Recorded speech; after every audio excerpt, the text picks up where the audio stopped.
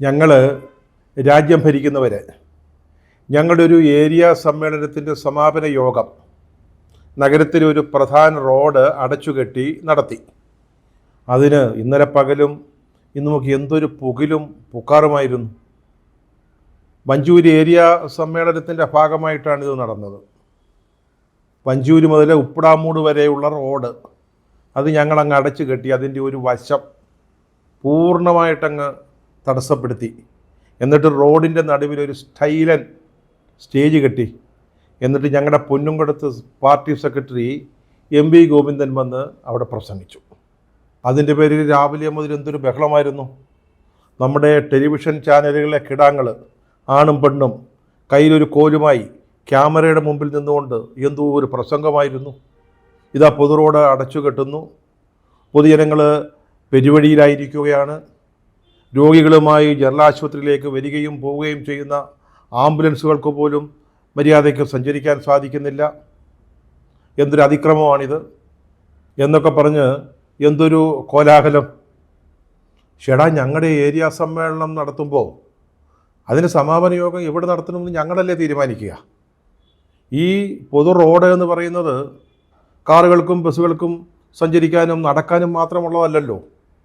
Area സമ്മേളനം പോലെയുള്ള വിപ്ലവ പ്രവർത്തനങ്ങൾ നടത്താൻ കൂടിയുള്ളതാണ്. അപ്പോൾ നിങ്ങൾക്ക് ചോദിക്കാം, ഏതെങ്കിലും ഒരു ഓഡിറ്റോറിയത്തിൽ ഇത് നടത്തിയാൽ പോരെയെന്ന്.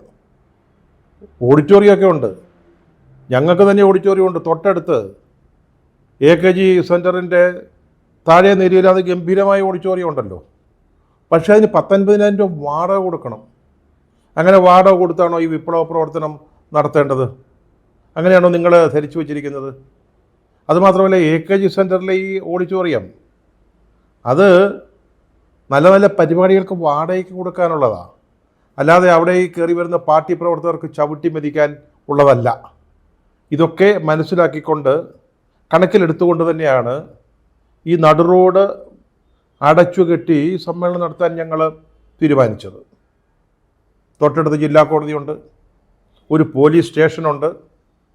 നടു റോഡെന്നല്ല, വഴിയോരം പോലും അടച്ചുകെട്ടി പരിപാടികൾ നടത്തരുതെന്ന് നിർദ്ദേശിച്ചുകൊണ്ട് ഹൈക്കോടതിയുടെ വിധിയൊക്കെ ഉണ്ടെന്നാണ് പറയുന്നത്.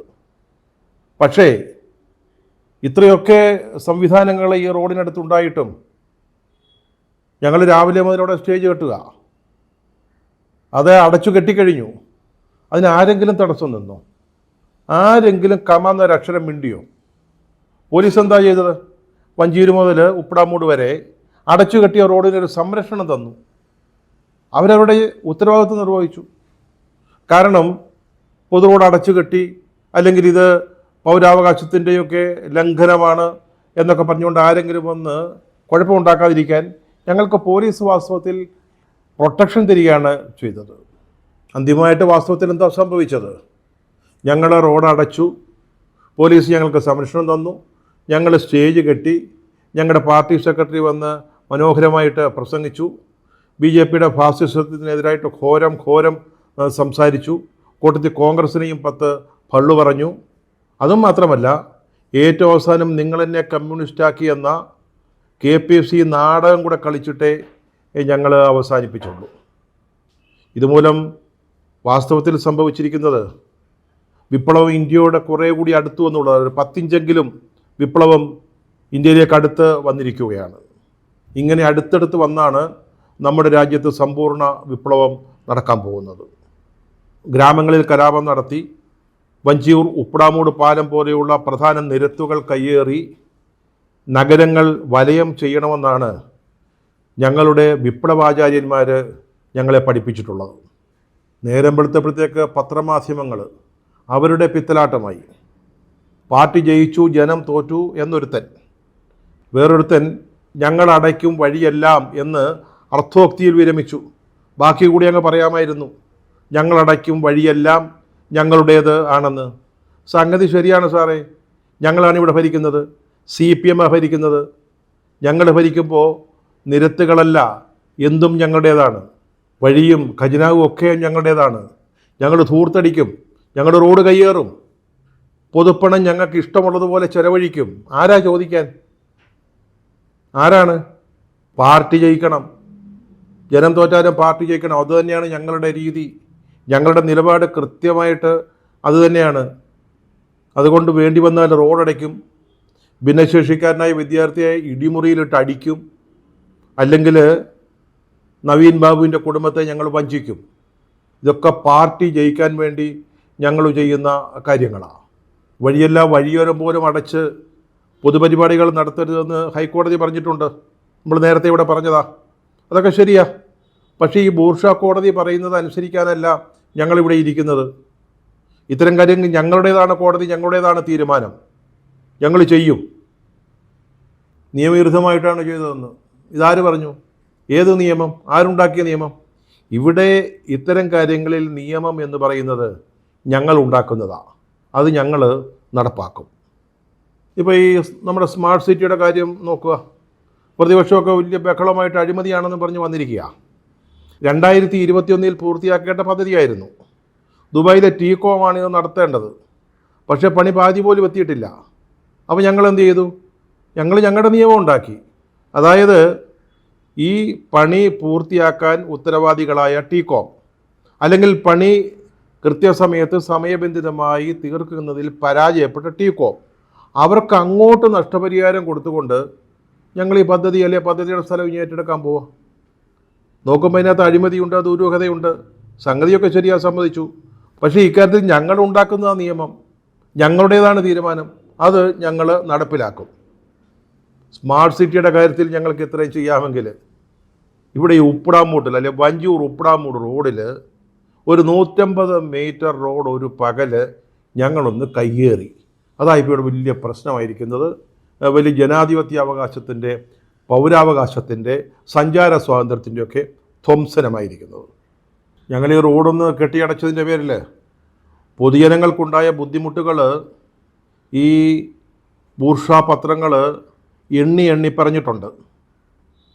പൊതുജനങ്ങൾ പെരുവഴിയിലായി പോയി.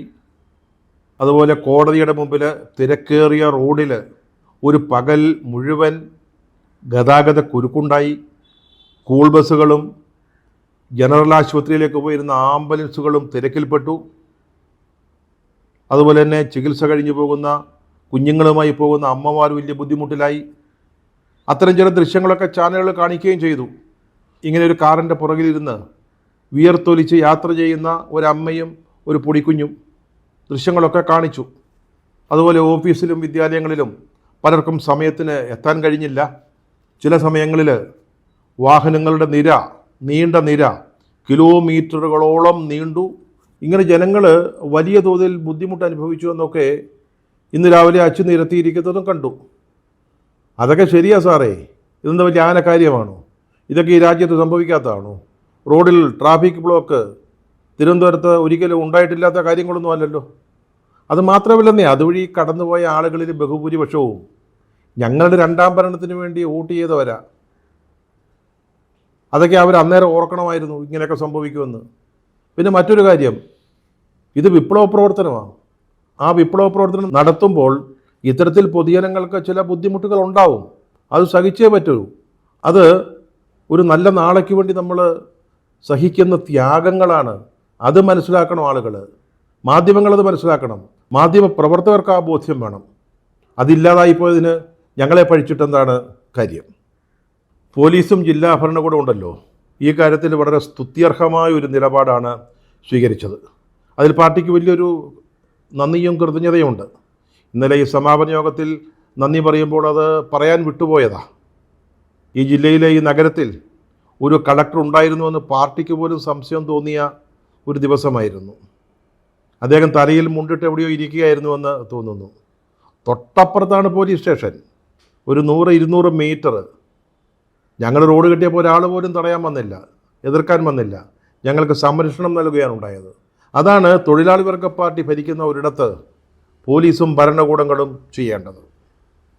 പക്ഷേ യോഗം കഴിഞ്ഞപ്പോൾ ഉണ്ടല്ലോ, നാടകം കൂടെ കഴിഞ്ഞതിന് ശേഷം പോലീസ് വലിയ തോതിലുള്ള ഉത്തരവാദിത്വബോധം കാട്ടി.